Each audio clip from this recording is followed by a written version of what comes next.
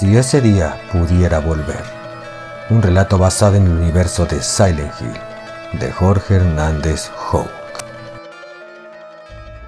Fastidiado, el hombre apagó su cigarrillo en el viejo cenicero que había sobre la mesa. El humo del tabaco se revolvía agónico bajo la luz de la lámpara que tan solo lo miraba morir indiferente. No despegaba la mirada del hombre, que del otro lado de la mesa se limitaba a sonreírle amablemente. Ok. Estoy cansado. A estas alturas debería estar disfrutando de mis vacaciones en la montaña, no encerrado en este cuarto con usted, dijo fastidiado el primero. Empecemos de nuevo. ¿Cuál es su nombre? Charles Webster, respondió amablemente el interrogado. ¿Y qué diablos hacía saliendo de Silent Hill? Ahí he vivido siempre. Nadie vive ahí desde hace años. Pues es mi hogar. No mienta. No lo hago. Toda mi familia ha vivido ahí desde siempre. Los Webster llegaron en 1600 con los primeros colonos. Los nativos le llamaban el lugar de los espíritus silenciosos. Toda mi familia a lo largo de su historia ha cooperado con el crecimiento del pueblo. Isaac Webster fue mampostero en la construcción de la Balkan Church, el primer edificio oficial del pueblo. Joseph Webster fue minero en la compañía de carbón de Lois Gillespie desde que abrió en 1816 en la mina Devil's Pit. Si revisara los documentos de la sociedad histórica, vería que siempre ha habido un Webster involucrado en la construcción del pueblo. Hasta hubo uno prisionero en la colonia penal. Sí, bueno, no me interesa su árbol genealógico. Me interesa saber qué rayos hacía vagando por ese lugar abandonado. ¿Abandonado, dice?, sonrió Charles. Muerto sería una mejor palabra, cortó el tipo. Ese es uno de los problemas modernos, detective Andrews. La gente usa las palabras sin entender su real significado. Hoy día la gente habla con odio o miedo del pueblo, a veces ambos, pero al final del día es solo un pueblo, uno que en sus tiempos fue muy hermoso y apacible, por lo menos hasta que la orden apareció. ¿La orden? Algo curioso de las colonizaciones es que los blancos llegan siempre con la idea de imponer su ley, sus gobernantes, su lengua y sobre todo sus creencias. Pero al paso del tiempo son absorbidos por los nativos, creando una mezcolanza extraña. ¿Se imagina el resultado de mezclar un catolicismo oscuro que venera la tortura y el dolor como método de contrición con una veneración nativa hacia dioses y espíritus que moran y laten desde la oscuridad de los tiempos? Hacia finales de 1600, en el pueblo se rumoraba acerca de la orden o el culto, un grupo de adoradores secretos que sembró tal desconfianza que llegado el punto se sospechó de todos, especialmente de las mujeres, como posibles brujas. Muchas murieron en las llamas, presa de la histeria colectiva. Jennifer Carroll fue la primera. Fue quemada por los puritanos, que después la consideraron santa y mártir al grado de erigirle una estatua en el parque Rosewater junto a una placa, y así creyeron su conciencia tranquila. Pero la maldad ya había echado raíces. Dice que el pueblo está abandonado. Bueno, efectivamente alguna vez lo estuvo. Durante 1700, más de un centenar de personas cayeron presas de una extraña epidemia. Richard Webster, otro de mis tantos parientes, fue médico durante esos días. En sus apuntes decía que aquello comenzaba como una simple gripe, que luego se transformaba en un letargo del cual ya nunca despertaban, como si su mente se fuera a otro lado, dejando morir su cuerpo. 30 años después, siendo mi pariente ya un anciano, una comitiva volvió al pueblo cruzando el lago Toluca. Iban, si no mal recuerdo, Daniel R. Bryan, uno de los alumnos de medicina de Richard Webster, así como 34 prisioneros. Muchos murieron durante el viaje. El cómo nunca se explicó. Solo se enterraron los cuerpos y continuaron con el proyecto de revivir el pueblo. Tristemente, el mismo Bryan cayó presa de la enfermedad y murió. Ya sabrá lo que hicieron. Bautizaron el muelle con su nombre, pusieron una placa y a seguir la vida. Sigue sin explicarme. ¿Qué diablos hacía merodeando en ese pueblo? Ya se lo dije. Ahí vivo. Mierda, exclamó frustrado el hombre, para luego salir dando un portazo. Ya en el pasillo exhaló, sacó un cigarrillo y se quedó fumando en silencio. Algo había en ese anciano que lo estremecía. Miró los insectos revolotear sobre las percudidas lámparas del techo. Los cuartos de interrogatorio se diseñan con la única función de ser asfixiantes, opresivos, incómodos para la mente y el cuerpo. Detalles tan simples como bajar o subir la calefacción, colocar al interrogado en una silla incómoda o renga, privarle de ventanas para que no sepa si es de día o de noche y así romper su reloj biológico, habían logrado quebrar a los más duros tipos. Y sin embargo, Webster parecía estar cómodo con todo ello. Exhaló mientras palmeaba su frente. ¡Qué estúpido! Estaba dejando que ese anciano se metiera en su mente cuando debería ser al revés. Apagó el cigarrillo en la pared, exhaló la última bocanada de humo y volvió al cuarto. Halló a Webster mirando con atención el espejo unidireccional en el muro lateral mientras murmuraba: en el principio, la gente no tenía nada. Sus cuerpos dolían y en sus corazones no había más que odio. Lucharon sin cesar, pero la muerte nunca llegó. Desesperaban atrapados en un eterno lodazal. Al recaer en la presencia de Andrews, Webster sonrió. Oh, ¿es usted creyente, detective? ¿Por qué la pregunta? Silent Hill está llena de rumores, leyendas y creencias. Razones no les faltan. En 1918, la Sociedad Histórica lanzó su primer barco, la Pequeña Baronesa, la cual se perdió durante su viaje inaugural. Entró a la bruma del lago Toluca junto con sus 14 pasajeros y no volvió a ser vista.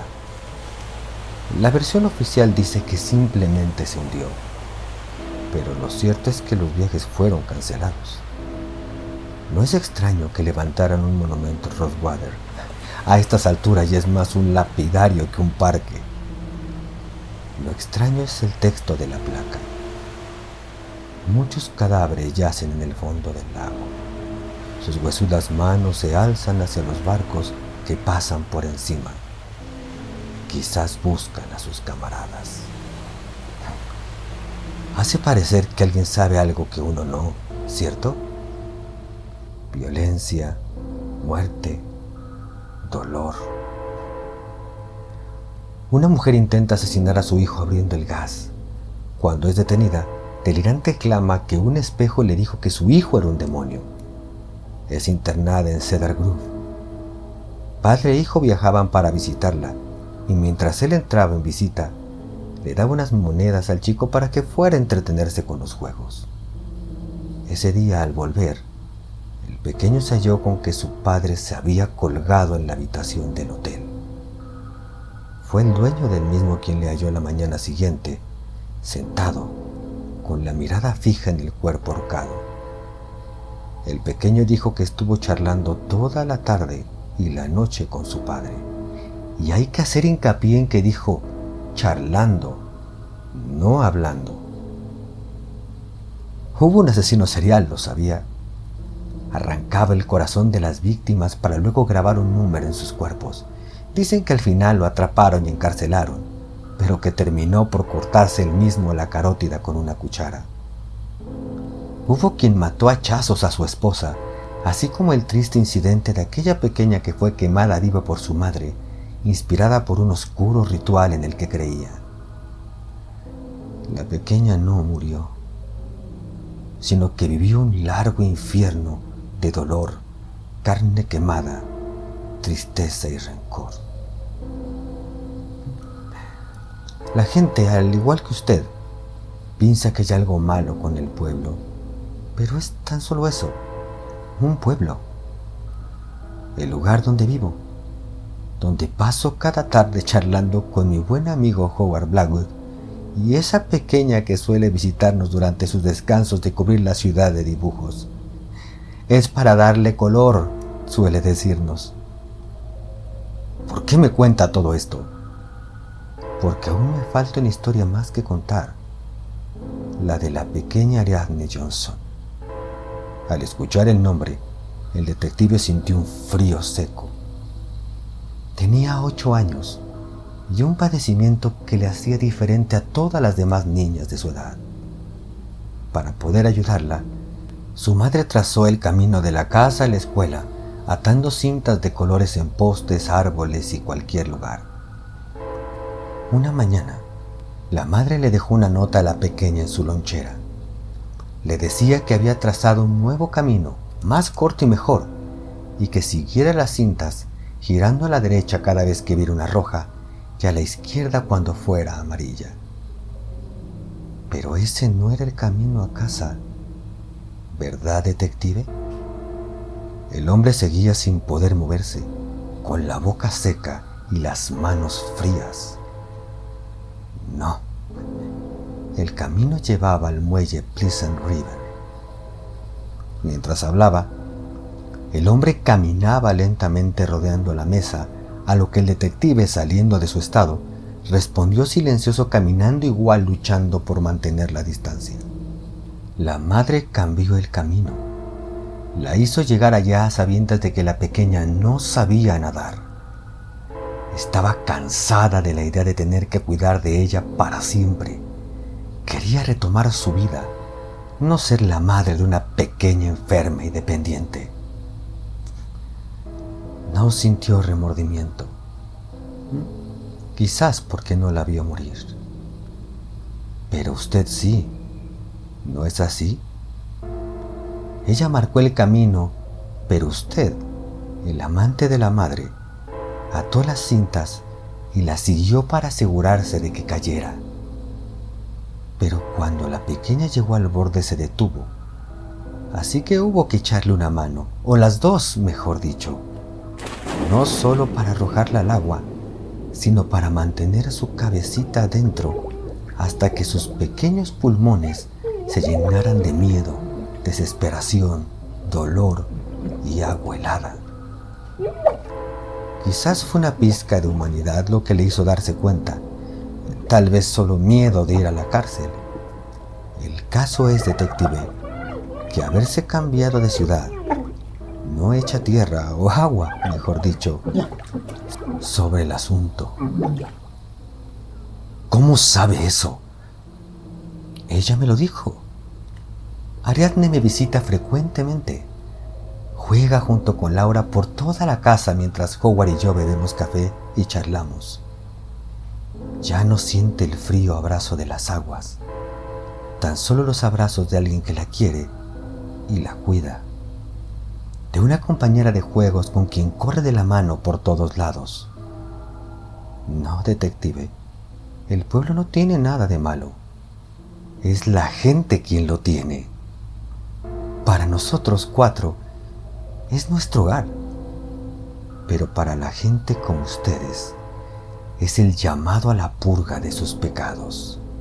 Llegó el momento de regresar a rendir cuentas.